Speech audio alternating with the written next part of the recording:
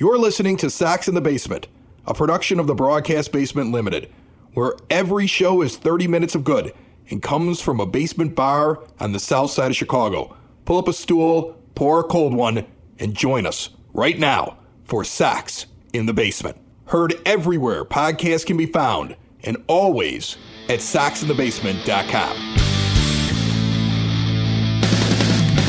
I got three things before we jump into the show I don't want you to forget about. I don't want you to forget that we are doing the $1,000 guest bounty all off season. Right. You hook us up with a really cool guest on the show, you could win $1,000 cash from Sox in the Basement. We did this a couple years ago. It was an awful lot of fun, and I wanted to bring it back because this was a fun season. Like, I just didn't have the heart for it last off season. I was crushed as a fan and just didn't feel it. Like, now I'm feeling frisky. Even though we lost over 100 games, like, I'm feeling frisky, my friend. There's reasons to feel frisky. Yeah, and I'm expecting them to take 2 out of 3 from the Nationals and finish this thing strong. I mean, like, that's what I want to see. There's a lot of positive things here. And the Sox Nerd Dave Marran not only is doing his regular segment, but he's going to talk about what the season was like for him and what he noticed watching every single game from the box, where they put up all the tidbits and trivia nuggets and everything up on the scoreboard and interacting with people behind the scenes, what he saw and what stood out to him that is coming up on this show. The next thing is, I want to remind you about Cork and Carry at the Park at 33rd and Princeton, the proud sponsors of Sox in the Basement. The season may be over, or at least all the home games are done, and by the end of this weekend, the regular season will be over. But this is the place that you should be hanging out over the weekend, watching games. You should be hanging out there during the postseason. You should hang out there all off season. And when the season comes back again, get back over there with the award-winning burgers and the incredible menu and the indoor-outdoor seating. It's just the place for White Sox pregame, postgame, and in-game viewing parties. And don't forget about their location in Beverly at 106th and Western. Cork and Carry and Cork and Carry at the Park. See more at corkandcarry.com. The third thing that I just want to let you know, hell hath no fury than this guy right here, Ed, feeling slighted by a company. Like you? Right before. I've never heard you rant and rave about anything, Chris. Right before I started doing this show, right before I got on the line with you today, I was changing all the automatic payments that were hitting a certain credit card of mine because I would lock the card and decided I was never using it again. And before you wonder, like, well, that's probably because, like, you don't pay your bill, Chris. No. I pay my bill. I've got a credit rating in the 800s. Not to brag, but I'm proud of it. Okay, I've always paid my bill. I've always done very good with my credit. And are you paying attention, ladies? Yeah, I'm. Just put that on the old dating app thing. Yeah, right. First, like, big capital letters. Owns his own company, raised 3 kids. Dashingly good looking. High credit rating, right? No, high credit rating has to go before all of that. And dashingly good looking should be maybe with a little asterisk next to it, But anyway, subjective. Anyway, listen, so right before I sold the house, right before I sold the house, there were a bunch of expenses. And so I normally pay the whole bill at the end of the month. But this time I didn't pay the whole bill at the end of the month. I was like, I'll take a little bit of an interest charge and I'll pay it all off once the sale of the house is done, which I did. Right. This credit card, I'm going to say it, Chase. It's my Southwest Airlines Chase Visa card. This airline, or this credit card company, even though I paid off the whole bill that was on the statement, plus an extra $1,000 because I saw I had charges that were on there, and I was like, I'm just going to pay the whole thing. Forget what was on the statement. I'll pay everything today so I don't have to worry about it, right? I pay off the whole card. They still charged me interest. And then in the phone call, when I called up and asked about it, told me they were going to hit me again with interest. Interest on what? Interest on the one time that I actually didn't pay the full amount of the bill. It's as if this company understood that since I pay the bill every month, they've never made any money off of me. So they were like, well, we got to find a way to make money off of them. And what's funny is, like, I'm going to tell you, there are only a few companies in this whole world that I would never work with. Chase Bank is one of them. When I was like 19, 20 years old, I put $300 in a Chase Bank branch over on Cicero Avenue, and I put cash in because, I mean, I was pretty poor and I had some money in my pocket and I didn't want to lose it. And I put $300 cash in and had a receipt. And the person misentered it and put $30 in. And when I showed up and talked to the bank manager and showed the receipt, they refused to give me the other $270. And to the point where I closed my account, never worked with Chase again. Then I got a Southwest Visa card because I like flying Southwest because I like getting the points.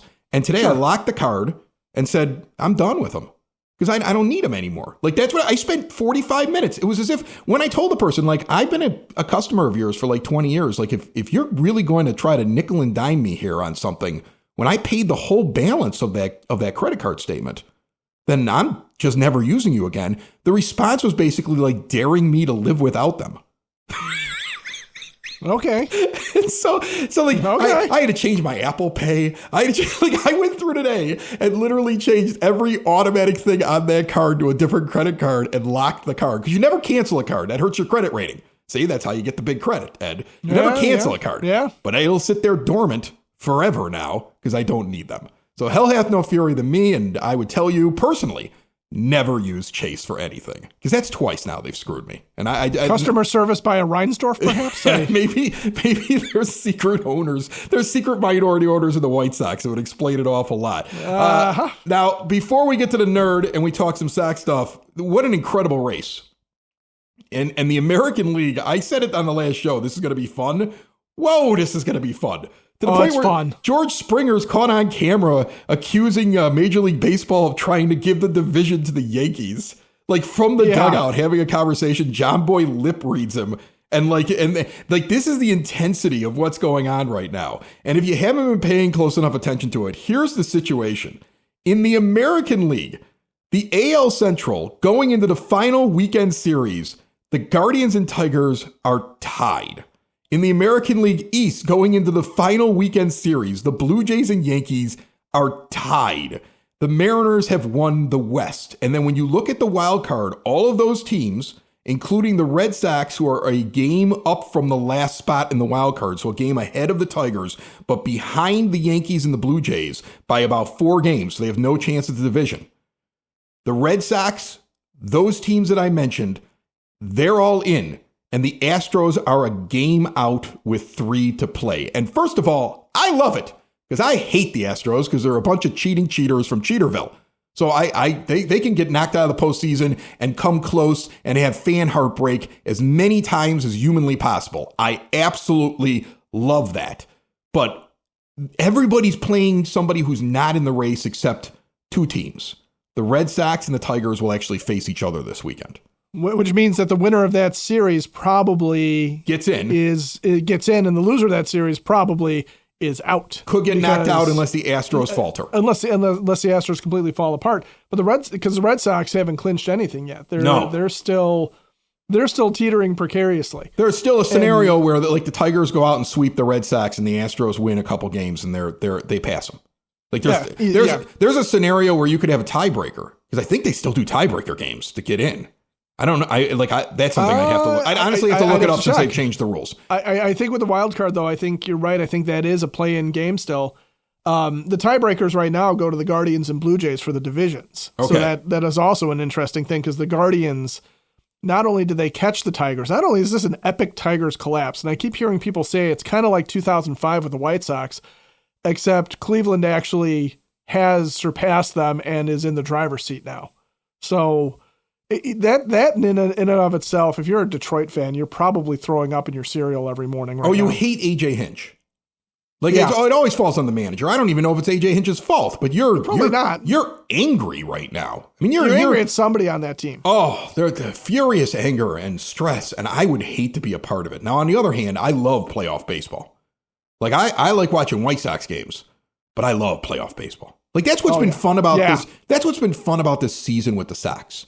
What's been fun about this season with the Sox, that when I turn them on and turn the volume off on my commentary, I can actually watch real baseball getting played. Like I really can. I can sit there and I can watch guys that are hustling, that are playing games the right way, that these young guys, Caro and Teal and Mydroth and now Montgomery up here, and there are guys out there that are playing the game well and carry themselves well, and it gives me some hope. It's a better brand of baseball than what I had watched in the previous years. It really has been.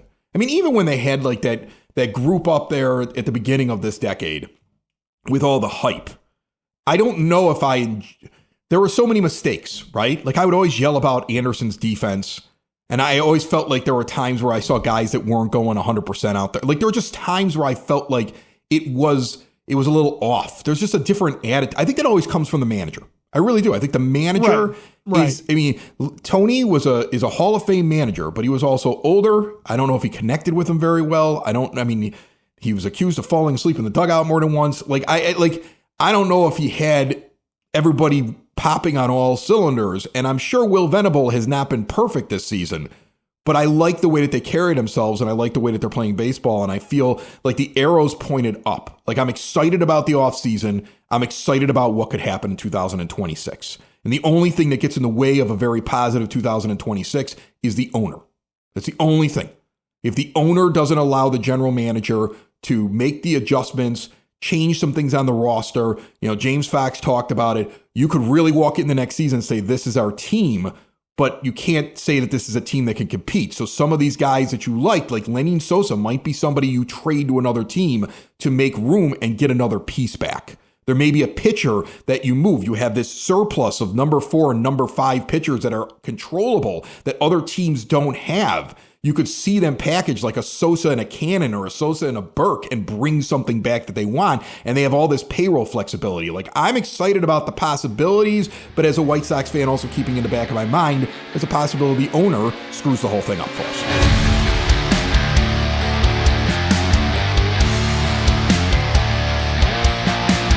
Sox in the Basement, listeners, for exterior windows, doors, patio doors, and storm doors, look no further than Window and Door Superstore of Oak Forest.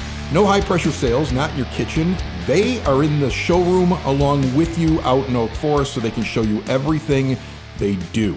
Forget pictures in a book, see it all in person, and ask an owner any question you want because there's an owner and showroom every time, and there's also one out on site. All Window and Door Superstore installers, they don't farm out the work. They've been doing it that way in Oak Forest since 1985 with all major brands custom made and no stock items for a perfect fit. Look, I just told you earlier in the show, there are companies I would never work with because of my personal experience with them, but everybody that we talk about on this show, I have worked with at some point or another. And when Window and Door Superstore took care of windows in my home, I was nothing but out of this world satisfied with it. And that's why I'm proud that they are on this show. Visit them this weekend. Half block east of 159th and Ridgeland at 6280 159th Street. See more at windowdooroakforest.com. Yeah, and when you look down at Birmingham, who just won their second consecutive title, you don't have a whole lot of hope in the minor leagues that there's the next big answer is coming up. Outside of Braden Montgomery, who's finishing the season hurt, Smith and Schultz, obviously, that's going to be something to look forward to in the rotation. There's some talent down there. Tanner McDougal was down there too. James Fox had Smith, Schultz, McDougal, and then the kid that's up here already in the bullpen, Grant Taylor. Okay, he had those 4 as potential number 1 or number 2 starters long term for this team. Like there's a pool of 4 that really have that ceiling, and you'd love to see 2 of those 4 realize it because you're not going to spend a ton of money on top end starters in this organization. So it's positive because those guys all touched Birmingham, I believe, at this point. I don't know if Taylor, I can't remember if Taylor did, but I know the other 3 touched Birmingham at some point. Yeah. Taylor came up from Birmingham. I think McDougal finished the season there. Yes. And then Smith and Schultz made it up to Charlotte. But with Midland results. But player-wise, there's nobody down there. There's a few guys that are on the top 30 list on MLB Pipeline, but it's not like they had like these exceptional seasons down there. I mean, the only guy that you're excited about is Braden Montgomery because he may start in AAA according to Fox over at Future Sox, and he may make it to the majors at some point next year. That's the only guy on the positional player side that I think really stands out that was at Birmingham at some point this year. Yeah, everybody else, I mean, there's some names, you got guys like William Bergola, who's only 20, had a nice season, but a 675 OPS doesn't excite you. He's another middle infielder. You kind of feel like the middle infield is sort of set to a certain degree here too. So you're looking for outfielders. You've got your catchers. You need a first baseman, and that's the one thing that Birmingham didn't really provide anybody with a lot of power, and Braden Montgomery will come up at some point and take over an outfield spot, and that will help. But they're going to need to put some position players around. They're going to need some competent major league pitching. not to rely on just young guys, because you saw how that can falter. Sean Burke has had moments of brilliance and moments of just, it's been an absolute horror show. So I like the fact, though, that guys are coming out of the White Sox system understanding what it takes to win something and having that taste in their mouth. That's a good taste to have, okay? And I think that's why you're seeing guys like Colson Montgomery come up here, and when they feel a little bit of success, they have that. He has that taste. He knows what he likes to do, and he likes to win baseball games, and you could tell that mentally he's after it, which is, like you said, we're watching Sox games at the end of another 100-loss season, but for the first time in a couple of years, it feels like something is brewing and something is cooking, even more so than in 2020.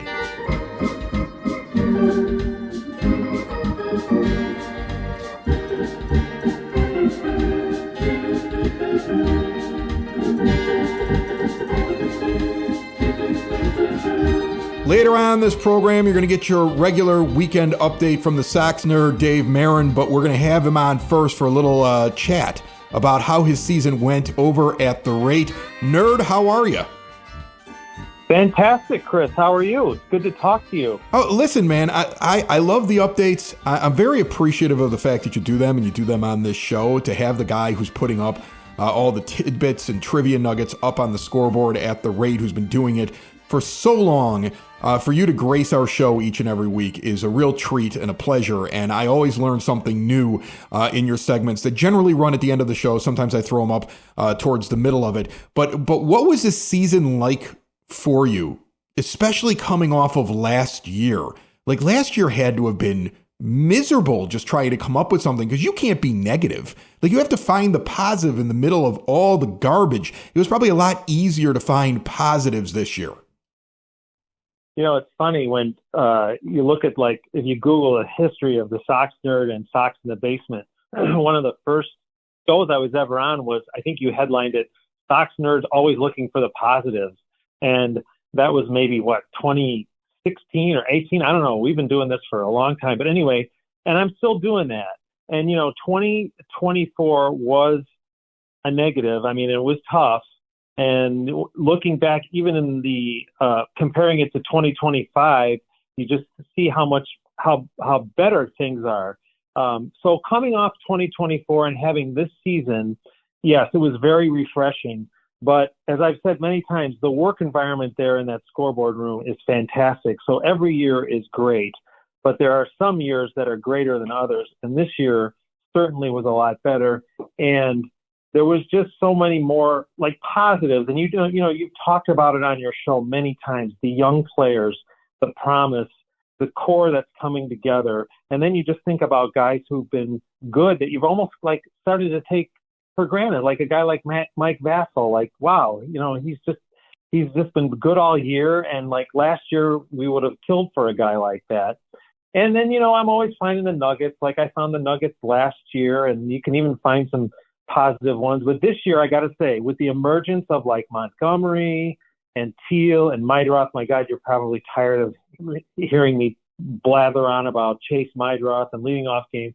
But that has really been encouraging, is just to see that. And I get a lot more positive stuff, a lot more material to use, especially with, like, I'm going way inside baseball here, but Edgar Carroll being a switch hitting catcher and a rookie, and Kyle Teal being a left-handed hitting catcher. I mean, now there are so many different avenues I can go for stats. So that's a long-winded answer for yes, this year has been a lot better stat-wise than 2024. It's certainly been a lot more fun. You're at each and every home game because that's what you do. And you follow the team, I know, when they're on the road. You're a big White Sox fan. What was the moment in this season when you said to yourself, "Oh, there's something interesting here. There's something good. There's something I can latch onto"? Is it the early play by Chase Meidroth? That would be my guess, because I think that was the first time I said, "Oh, we might have a ball player here." And he was just the first of many. Where now, if I list throughout the season, like, the guys that impressed me the most, he's probably on the edge of the top 5. He's not up at the top, but I mean, he had a good rookie season. Was he the first thing that stood out to you that, hey, this may be different, or was it something else? No, yeah, that's a great point, because, like, Meidroth, he puts the ball in play.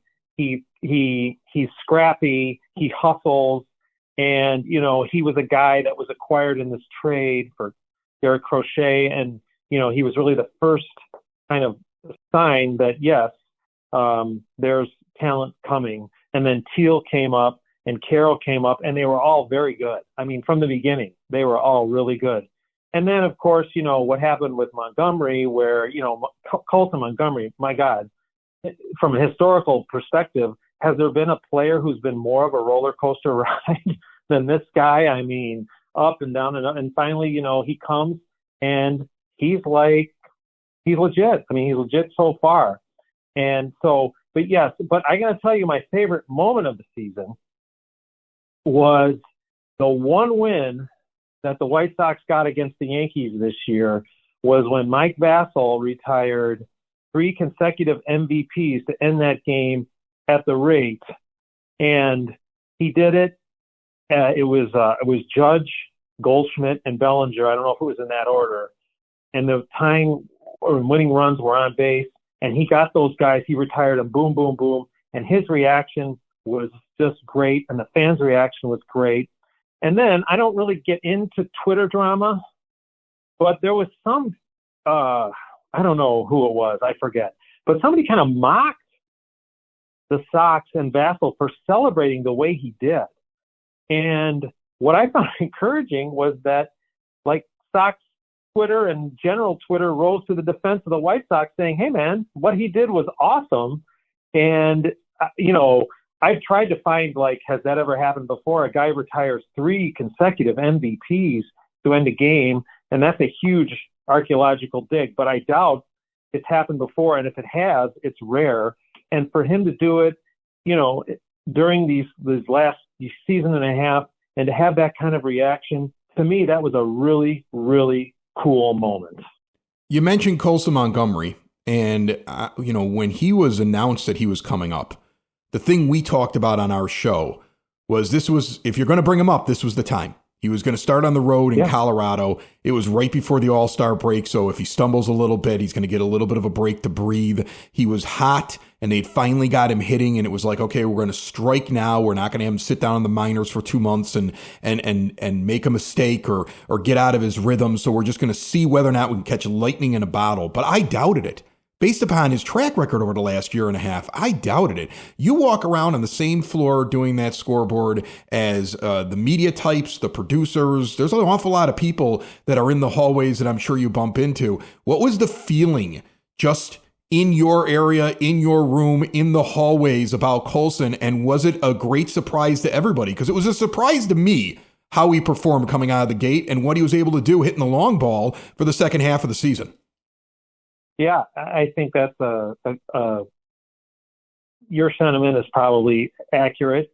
I will say this about Montgomery and Teal and Carroll and Mydroff.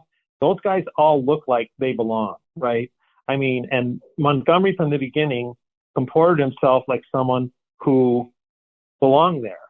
And he, I've watched every home game that he was in, obviously, and he just, and the other guys as well, they're all very calm, very poised.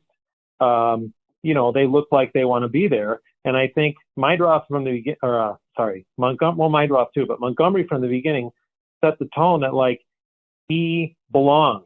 He played like he belonged. And of course, there have been plays that, you kind of shake your head and you wonder, like, but those are plays that young players make, and it doesn't seem to have affected him in the, over the long haul. He's very poised, and he seems to recover from his mistakes or mini slumps that he has. And I found that to be true with Mydroff and Caro as well. So, and Teal too has been great.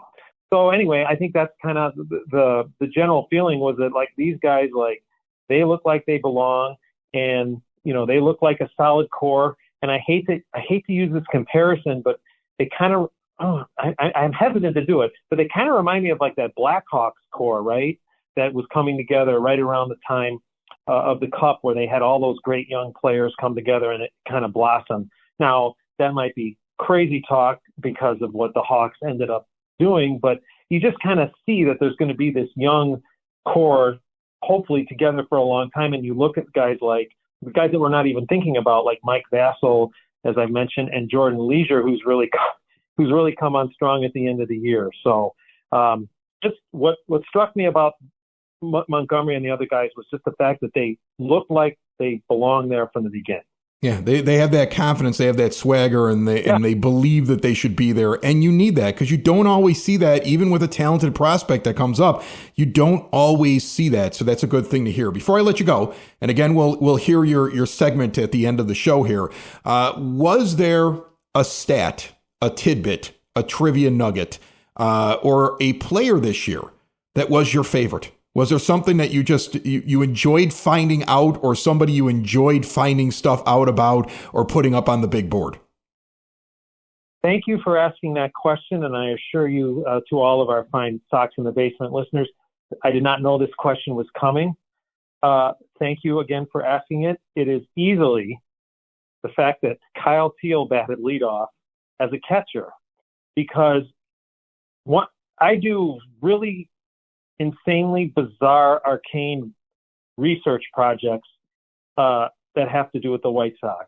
And one that I did was the batting order that each position bat. So like catcher, like I would find out when each position batted last in that order. And the catcher batting first was one of the rarest stats ever. So, and I had been waiting for years for this to happen.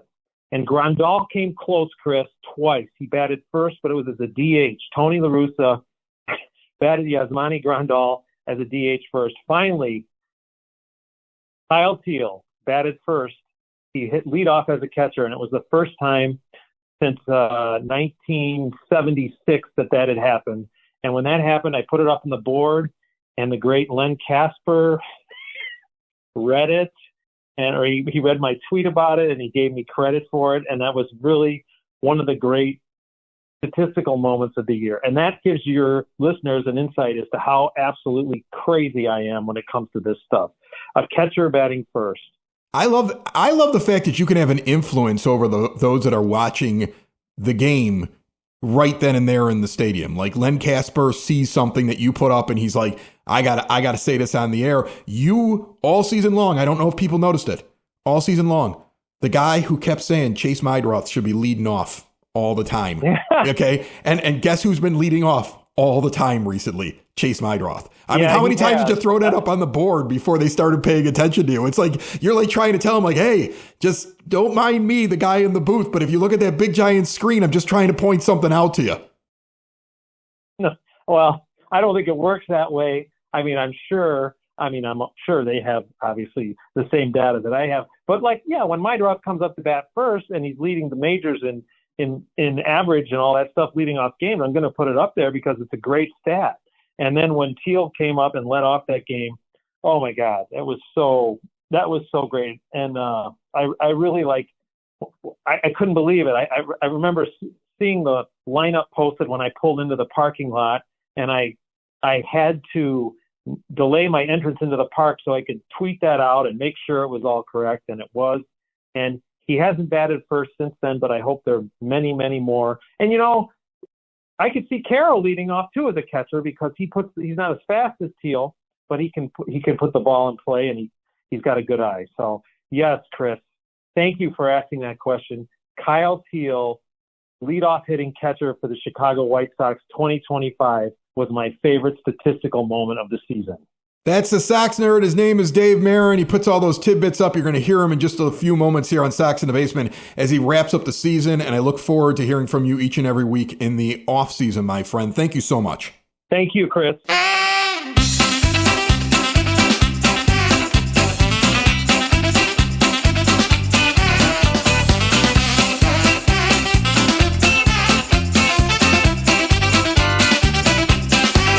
I was going to do more with you. I swear I was going to do more with you, but that was just so interesting. I just felt the nerd needed a few extra minutes. So we're getting right into his segment now. All right. Wait. He's back. He's already back. back. He was there. I said, well, we'll take. No, we're just going straight to him. And he's brought to you by the Village of Lamont. Want to experience a downtown with real history, great eats and drinks, and green spaces filled with adventure? Visit the Village of Lamont. Shop, dine, drink, explore. Check out Lamont Unlocked, their Village podcast with yours truly on it. Upcoming episodes. Right now, currently up there, I believe, is me from Oktoberfest. Which is an awful lot of fun. And then the next one, I believe, is me in a dive bar with a bunch of pirates. Like guys literally dressed as pirates. Well, the one guy had an actual sword. It's getting weird out there in Lamont, right? I mean, they're having a big pirate pub crawl that's coming up on October the 4th. We're going to be talking about it. There's restaurant reviews, so much to check out. And you can actually find that podcast and everything going on in Lamont at lamontdowntown.com. Nerd, what do you got for me? Fellas, look at what happens when I open my mouth. Last week on these airwaves, I was extolling the virtues of one Chase Meidroth as the White Sox leadoff hitter for what should be a Renaissance 2026 campaign. I base this on Meidroth's MLB-leading .383 average starting games this season.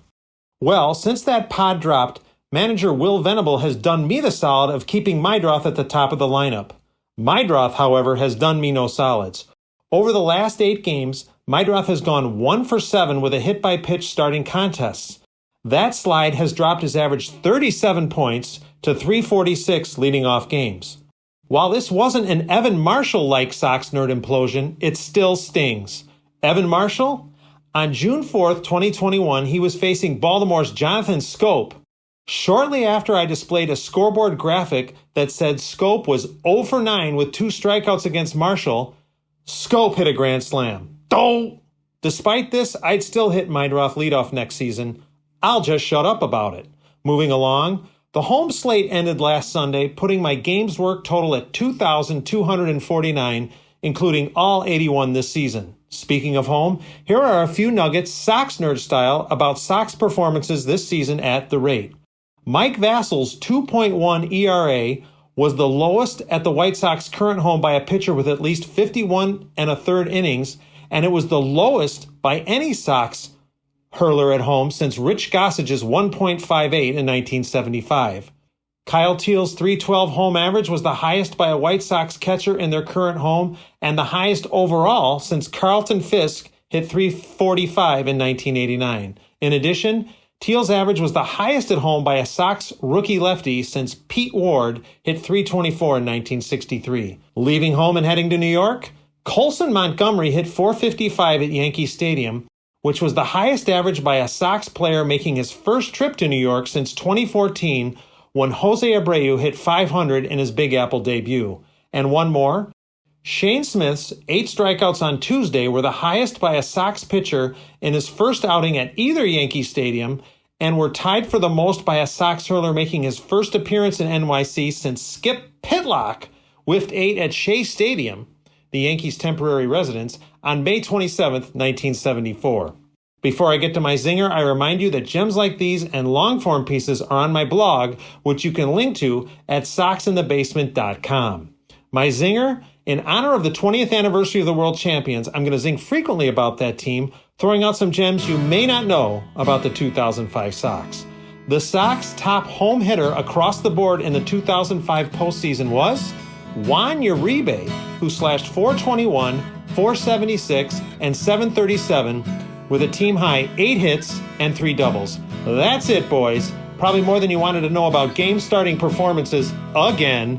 Evan Marshall, The Goose, and Gotham. Sox in the basement. Sox in the basement. Sox in the basement. Sox in the Basement. Heard everywhere podcasts can be found and always on soxinthebasement.com.